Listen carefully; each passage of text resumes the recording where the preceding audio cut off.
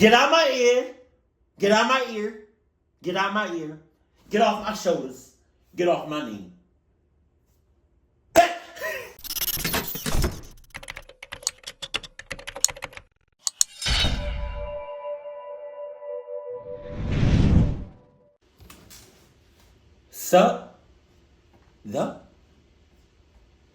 I thought the video was right there. It wasn't.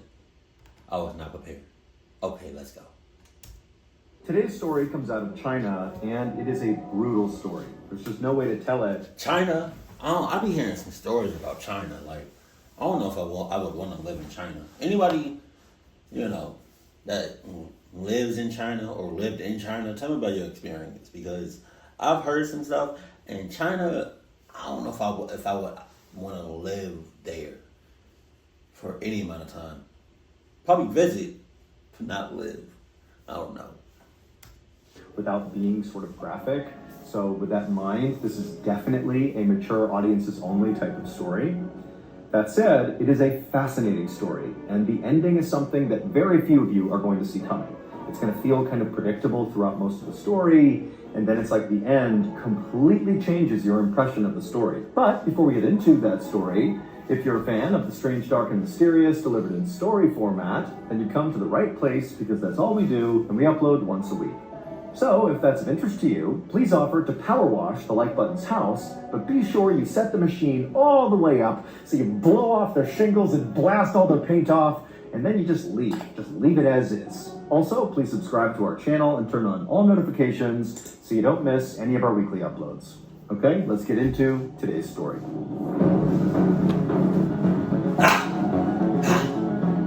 Dice roll. Dice roll. I don't want no job from China. One Saturday afternoon in November of 1990, a 26-year-old kindergarten teacher named Su Lixia sat crying on a bench at a train station in the city of Naha, which is located in northeastern China. Su had just left her husband for good. They'd had a bad marriage for a long time. It was very contentious. They fought all the time. And that morning, they had gotten into this major fight. And for Sue, it was kind of like the final straw. And so she just stormed into the bedroom, grabbed some things, threw it in a bag, and just stormed out. She was done. But Sue really didn't have a plan for what she was going to do once she left the house. And so she found herself just sitting at this train station doing nothing, just staring at the trains rolling in and out over and over again. And as she sat there, again, not knowing what she's going to do, she suddenly took stock of the fact that very few people were getting on and off of these trains, and in fact, the train station itself was weirdly vacant. So the city of Naha, where Sue was actually fairly small by China's standards. It is always so weird being in a place where usually a lot of people are, and there's almost nobody there. Like, I was at the mall the other day, like as soon as they opened, and I lied to you not. It was a few people there, like a couple of people. I'll probably count the number of people that was there. There was mad stores closed, not open yet. And being there that early, I was just in and out. I couldn't do it, man.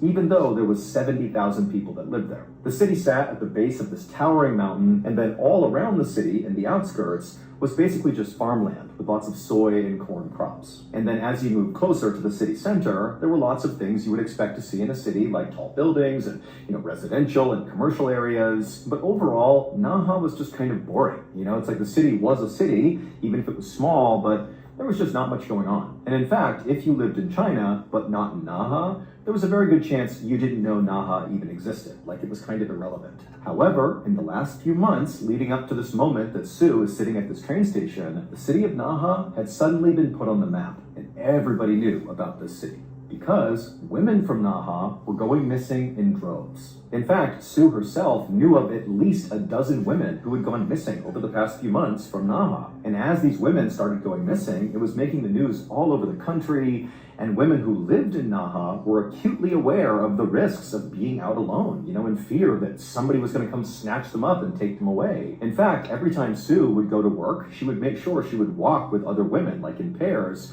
to ensure safety. I mean, this was a really scary time if you were a woman living in Naha. However, the caveat to the missing women was all of them to this point, when Sue was sitting at the train station, had been sex workers. And Sue, she thought, in virtue of not being a sex worker and instead being a kindergarten teacher, that somehow she was not actually that vulnerable to being snatched up or, whatever was happening to these women, she just felt like it wouldn't happen to her. But now, as Sue sat at this train station, which again was eerily quiet and vacant, she couldn't help but feel like she had made a bad decision being here. She felt like she could easily become the next woman who went missing from Naha. And so Sue began to think, maybe I should just go back home and... Hell.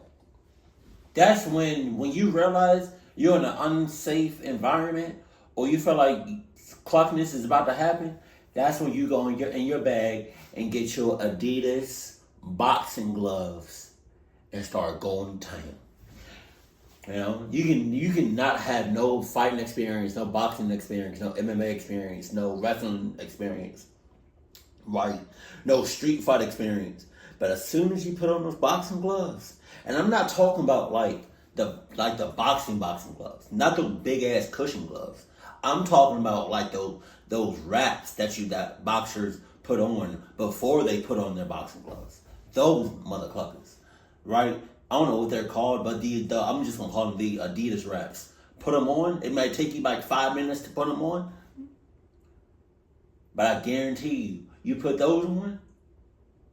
You put the Adidas wraps on the correct way, you're gonna be fighting like all the well-known boxers, MMA fighters, wrestlers, all in one.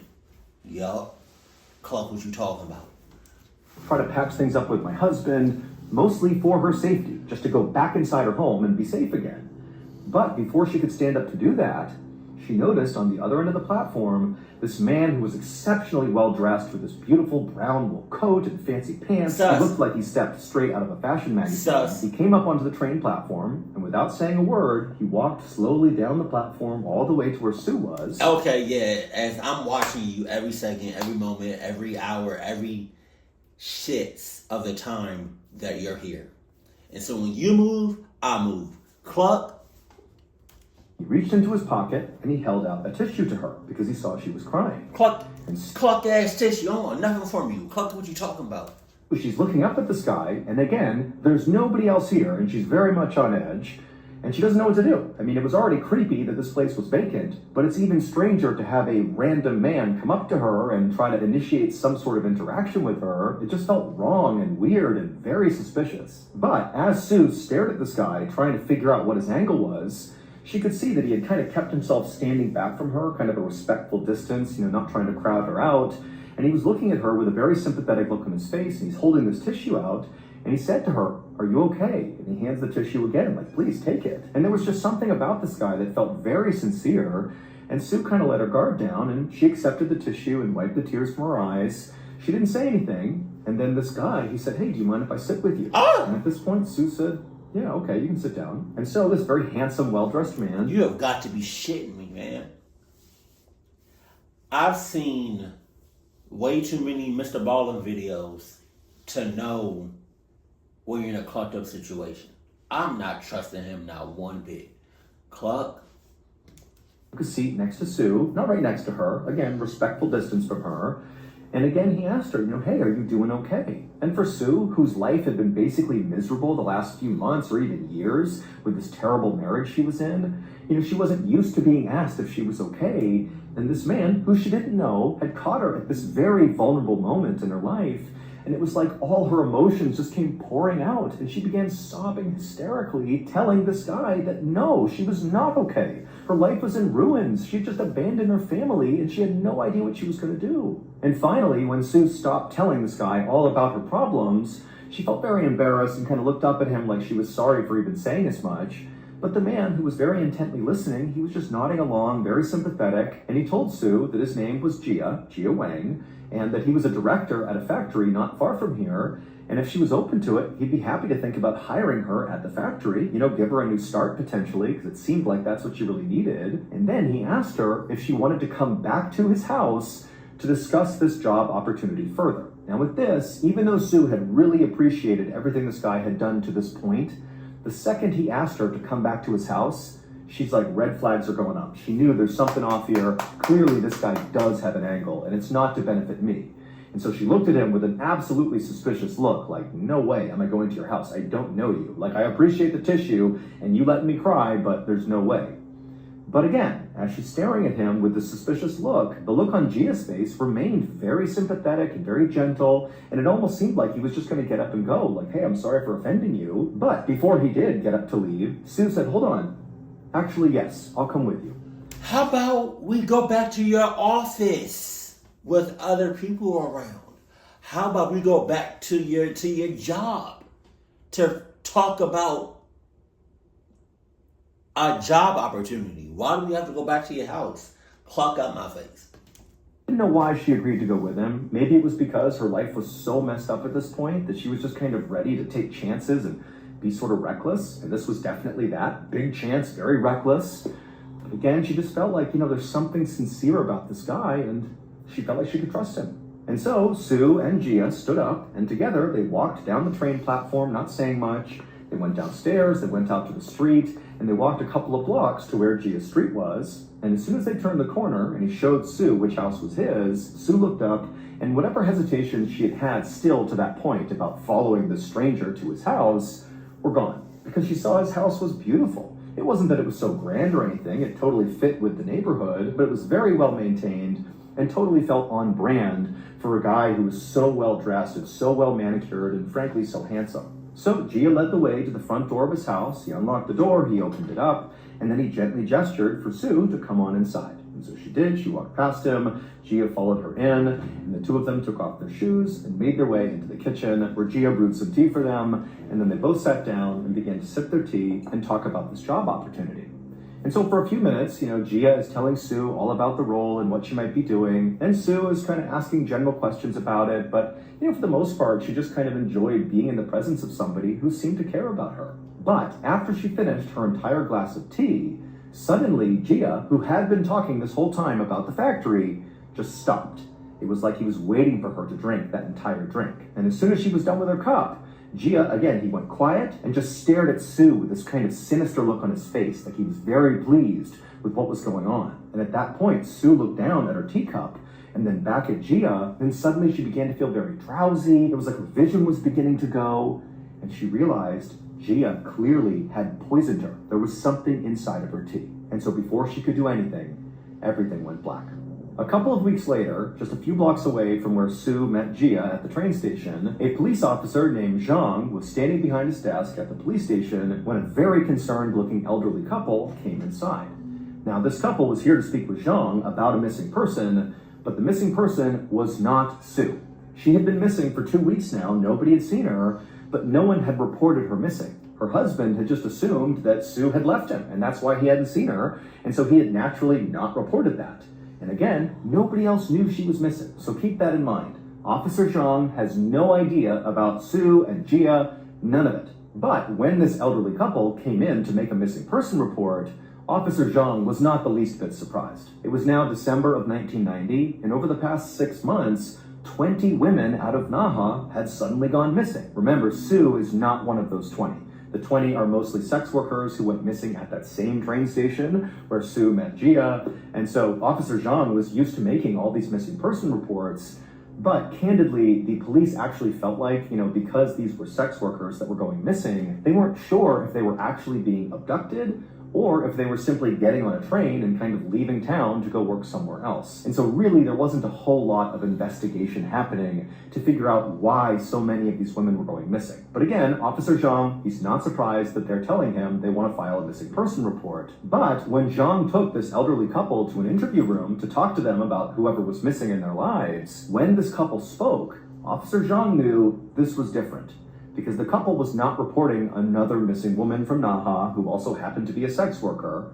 Instead, they were reporting that a man was missing, a businessman. However, the details of his disappearance sounded eerily similar to all these sex working women who had also gone missing. This guy was last seen at that same train station where Sue had met Gia, and then nobody had seen him, and so that's why they were here. And so Officer Zhang, he wrote up their report, and then he told the couple that, very likely this man is okay, and he'll show up at some point under his own steam, but he told them the police would look into it, and they'd be in touch. However, as this couple got up and turned around and left, Officer Zhang couldn't help but feel like this missing man and all these missing women went missing from the same place. And it's the same city, and it's the same pattern over and over again. So why not just put cameras in the station? Was it a train station? Why not just put cameras in that station where people go missing it? Or maybe there is, and they just haven't either accessed them or they're not working. But now we have a man. And even though Zhang wanted to write it off as an anomaly, he started to wonder if this missing man was connected to all these missing women. Because by January of 1991, so 2 months after Sue had gone missing without a trace and still had not been reported by anybody, and 6 weeks after that elderly couple reported that man missing, another 5 people from Naha had gone missing, 2 more women and 3 more men. And so now the police in Naha were looking at 26 people, men and women, that had all gone missing very recently out of Naha, and nobody had a clue what happened to them. And importantly, because now there were men who were not sex workers who were going missing, the police couldn't just write this whole thing off as, oh, these sex working women are just going to another city to go do their work there. Like that was not a possibility anymore. Clearly something bad was happening, and the police knew they really needed to do a real investigation here. So finally, in early spring of that year, the police in Naha formed a task unit and legitimately began investigating all these disappearances. But amazingly, there was no information. There was nothing. These people went missing and nobody heard from them. There was no evidence of where they went. There was not even any sign that anything bad happened to them because no bodies had been found. There was no evidence of really anything happening. All the police knew is these 26 people, not including Sue, so she would be the 27th person, had been at this train station and then vanished. And that's all they knew. And it got to the point where this story really began to spread around China, and it became like this running joke that if you don't want to live, go to Naha, because everybody assumed there had to be some sort of serial killer or something happening there who was just roaming the streets, picking people off. Why would you joke about that? Thank you to BetterHelp for sponsoring today's video. I have a highly addictive... BetterHelp is on Mr. Ballin' dick. I'm sorry. God damn, he getting buku bucks from them. I promise you that. Personality. And in my life, it's been both a blessing and definitely a curse. When I'm focused on a goal, I become totally addicted to it, and as a result of that, I usually accomplish that goal. But when I don't have a goal to pursue, I often turn to alcohol kind of out of boredom, and then that becomes a very unhealthy addiction. It usually starts with a drink or two with my wife over dinner, totally harmless. But very quickly, I spiral and begin hiding alcohol around the house and drinking by myself in the garage secretly at midnight after my family is asleep. And invariably, my wife always finds out eventually, and we have the same talk every single time where I promise her I'm never going to do it again, but the cycle always continues. However, this month, with the help of my therapist, I finally decided enough was enough for my family, for myself. Is that real? Is that real? Or are you just saying that, just to try to relate to other people? Because I can't see that. I can't. I mean, I don't know. I don't know Mr. Baldwin like that. I don't know if that's real or not, but I was not expecting him to say that, though. I have to be sober. And so far, sobriety has actually been kind of great. Granted, I'm 3 weeks into the process, but I'll tell you, this time it feels permanent. And I really attribute that to working with my therapist. They're really a big part of the reason that I saw just how destructive alcohol is in my life. So if deep down you feel like you do have some big change you have to make at some point, really consider giving therapy a try, because I'm telling you, their perspective, which you don't have, is the thing you're likely missing. They're able to show you what's going to happen if you don't. Battery low. Yeah, if you don't get a speaker that dies every 2 seconds. Not a one-size-fits-all solution, but I'm telling you, it's a great starting point if you're in a similar position to mine. And a very accessible therapy option is a totally online therapy platform called BetterHelp. All you have to do is fill out a quick survey online, and then you'll be quickly matched up with a licensed therapist who will listen and give you helpful, unbiased advice. Let BetterHelp connect you to a therapist who can support you right from the comfort of your own home. Visit betterhelp.com/Mr. Ballin or select Mr. Ballin during sign up to enjoy a special discount on your first month.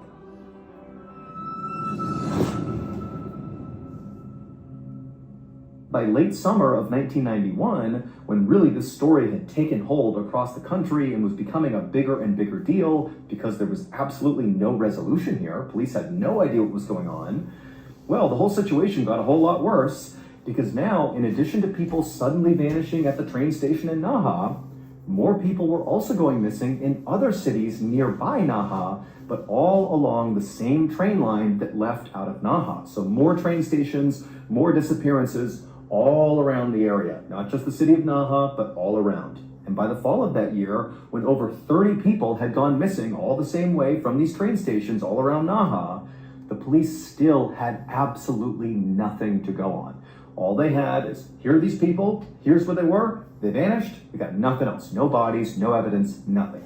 But all that would change on October 22nd, 1991, roughly a year after Sue met Gia at the train station in Naha and then drank that drug. I'm just saying, like, what's taking y'all so long to put cameras up in the train stations, on the train? Like, put cameras at all destinations. Like, what's going on? On that October day in 1991, so again, a year after the disappearance of Sue, police at this train station, 1,700 miles away from the city of Naha, were doing random stops of commuters on the train platform. This had nothing to do with the ongoing investigation into all these missing people. This was just like public safety stuff, where the police were kind of just walking around, looking for people who looked suspicious, and then checking in on them to make sure they weren't doing anything illegal. And on this particular day, at this train station far away from Naha, one of these officers spotted this very handsome guy in a beautiful brown wool coat and very fancy pants and shoes. And he stood out a lot because of, frankly, how beautiful he was. Okay. And so the police officer saw him, and this very handsome guy looked up, and he saw the police officer, and it was like immediately he did something very suspicious. He reached down, grabbed a bag, and quickly turned around and began walking away. And at the same time, two other people who were right near this very handsome guy did the same thing. They grabbed bags off the ground, quickly turned around, fell in line with this handsome guy, and began quickly walking away from the police. And so the police obviously are totally suspicious. They run across the platform, and they manage to stop all three of them, and they turn them around, and they say, "Show me your bags, open them up." And the police, they would open up these bags, and they contain drugs. And so right away, these three know they are caught, but they don't say anything. They just stand there, and they're totally silent as the police are asking them, like, what are these drugs? Where are you going with these? What's going on here? They're not talking. And so finally, the police go, "Give me your IDs right now."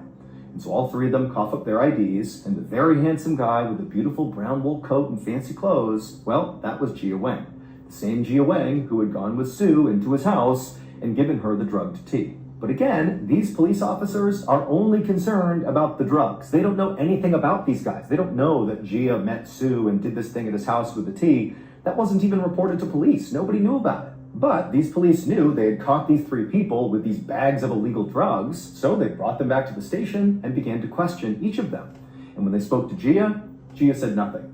However, when they spoke to the two other people that were with Gia, one of them began to crack. It was obvious they had more to tell about these drugs, and they were kind of holding back tears, like they were very upset. And one of the interrogators, sensing one of these people was prepared to confess to something, instead of really drilling down on them, he was very comforting. And he offered them a blanket and said, "Here, take this blanket, relax, it's okay. You can tell me what's on your mind, it's okay." And that just totally broke this person. And they said, "These drugs are nothing. You need to see what's in Gia's house. We'll put these drugs to the side. They won't matter. What's in his house is horrible." Well, hold on now. I still need the drugs, though. They're drugs. Like, I still need them, though. I just want to let you know that. We're gonna go ahead and take these drugs.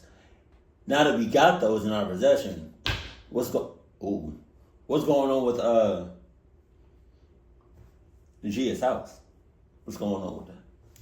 Next day, a phone rang in the police station in Naha, and Officer Zhang picked it up, and it was one of the officers who interviewed these three people with drugs and got this whole horrible confession about what was inside of this guy Gia's house, and he told Zhang all about it. And as Zhang is listening to this, his eyes went wide because he knew this had to be connected to all these people going missing. Like, this has to be it.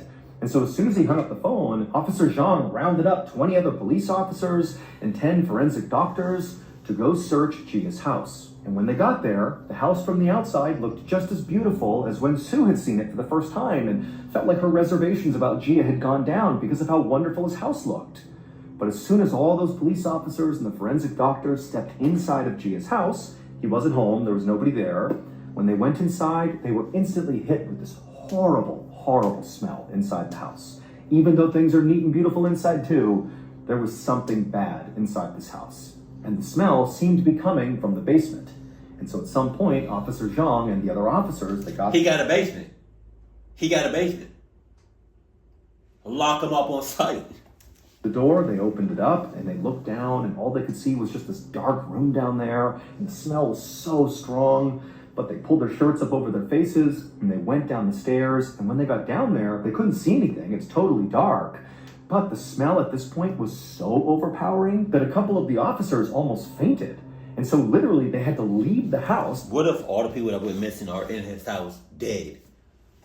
Fearing they were breathing in toxic chemicals or something, and they had to wear gas masks just to go back into the house and back down into the basement. And when they got back down there, now wearing their masks, it didn't seem like there was anything down there that could produce such an awful smell. Like there was just nothing down there. But eventually, one of the officers moved to the middle of the basement, right in the middle, and they realized there was an opening. And they looked down into it, and they couldn't believe what they saw. And at the same time, somebody upstairs made an equally horrifying discovery because they discovered a videotape, a VHS cassette, that contained this horrible footage that effectively explained what was going on inside of that pit in the basement. But to understand that, we need to go back a year to when Sue met Gia at the train station. She went back to his house and drank the drugged tea and blacked out. After Sue drank that tea, she didn't die. Gia did not kill her. Instead, she woke up a few hours later being totally confused, and she was immediately hit by this horrible smell, but it was totally pitch black. She can't see anything, and she began feeling her hands around her, and she felt stone everywhere she touched, and eventually she realized she was in what felt like the bottom of a well. But it wasn't water she was standing in. She was standing in something that almost felt like jelly, and she began kind of touching it to figure out what it was. She could not tell, but she couldn't help but feel like the things around her were kind of moving, like they were alive. And then suddenly, a lid that clearly sat atop of this pit began to slide over above her. And so suddenly light was coming down into this pit. And that mother clucker is throwing bodies down there.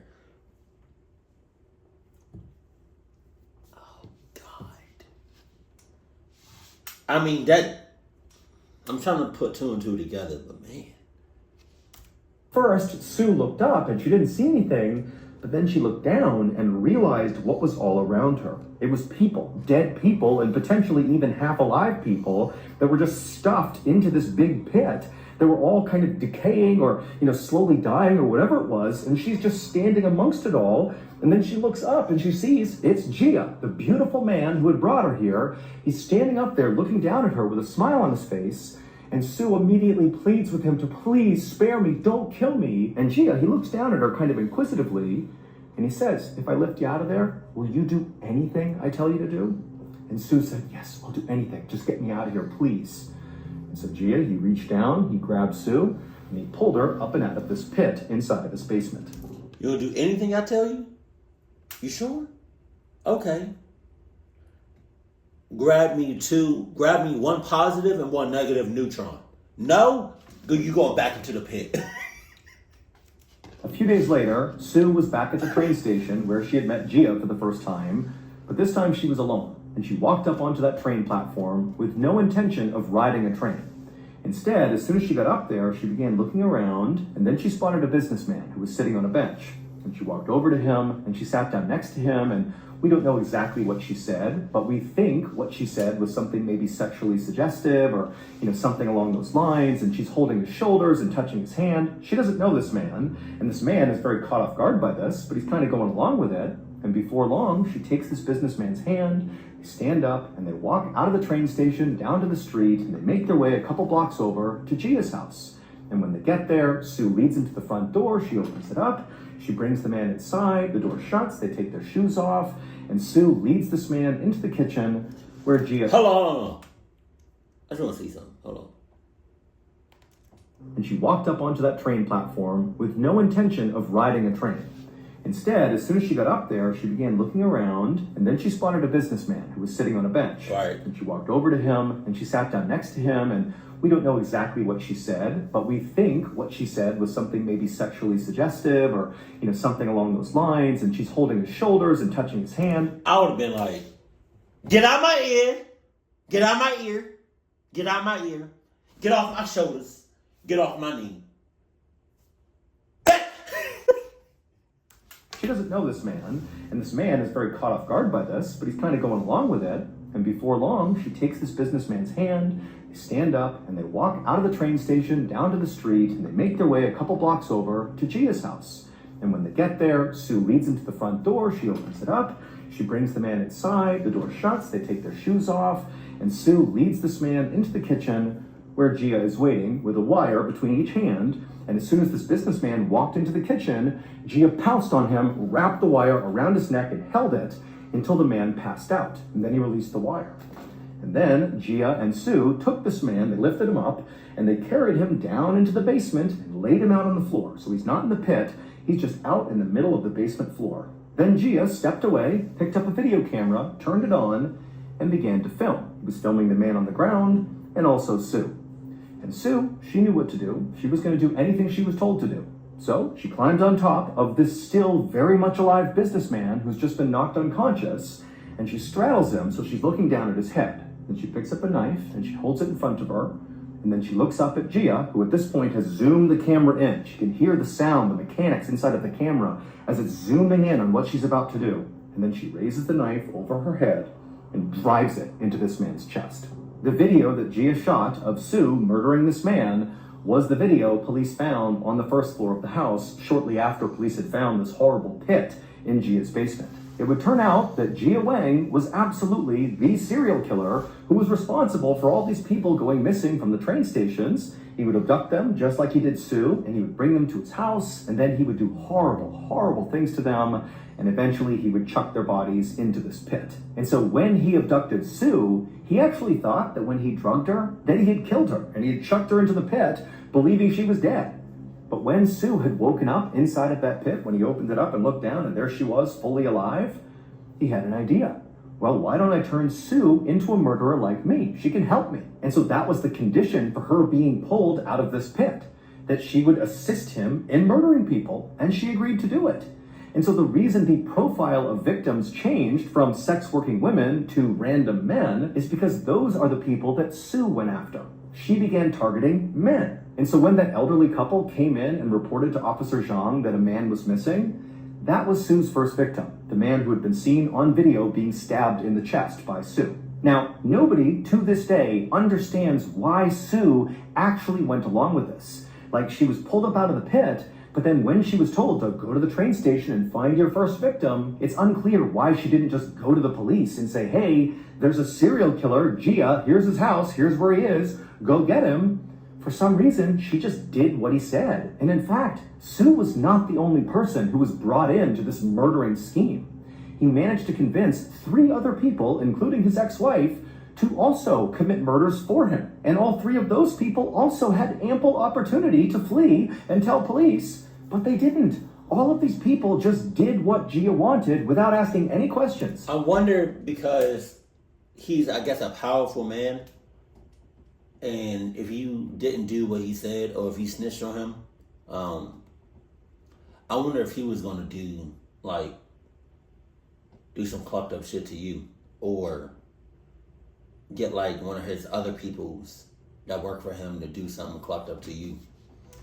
It was like he had absolute control over these people. That is, until that day in October of 1991, when those police officers doing a public safety check spotted Gia along with 2 accomplices fleeing with drugs. They stopped them and they got them back to the station, and one of his accomplices finally broke and told the truth.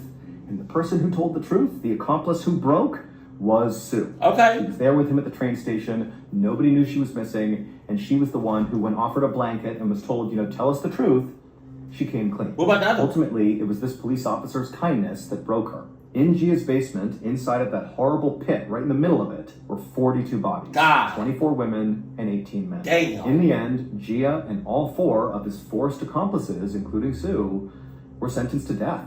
And they were executed on January 24th, 1992. Jesus. Today, the city of Naha is still just as infamous as it was in the 90s when these murders took place. And in fact, the nickname for Naha is now just Bandit City to reflect what happened there.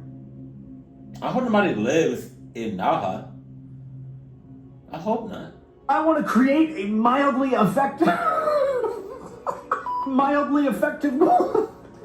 I want to make a mildly effective cold medicine made exclusively out of Egyptian fire ants. Take its horn off its head and you beat it to death. Say out! Die. You die. Turned and leapt head first out the glass window. Pow! Yes! Got up on its flippers and began chasing us down the cave. A nice hot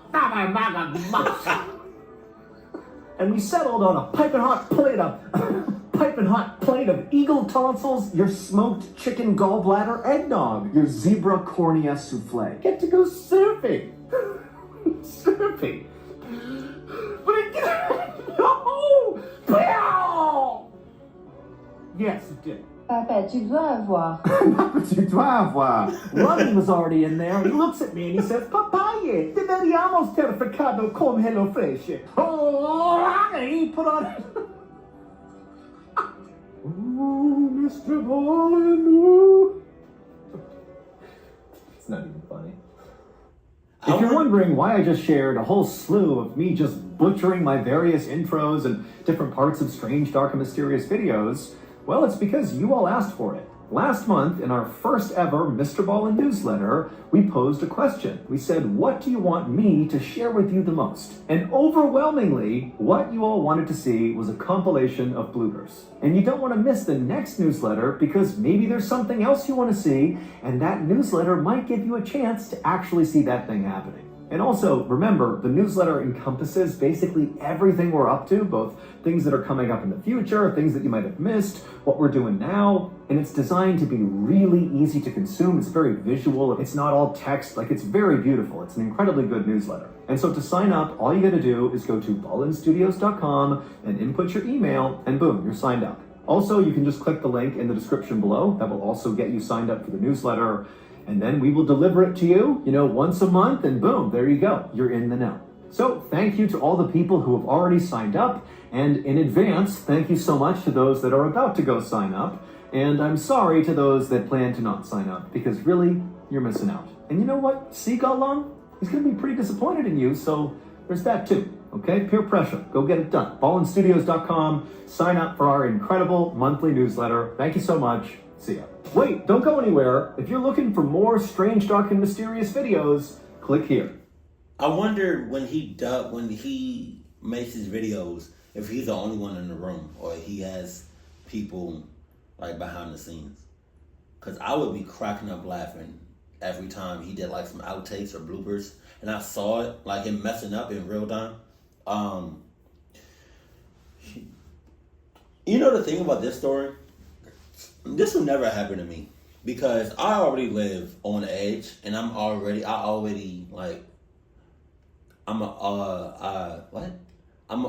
a cautious person, and so I'm just already looking at people. I don't really trust people, so I would have never been in this situation. That it kind of sucks. That old girl got the death penalty, but shit. I kind of wish the main dude and his other people got the death penalty, and then she got life in prison or 50 years or something. I don't know. And that could not have been me. Hell no. Keep it cool, keep it classy, and I love you. Stay happy. My family.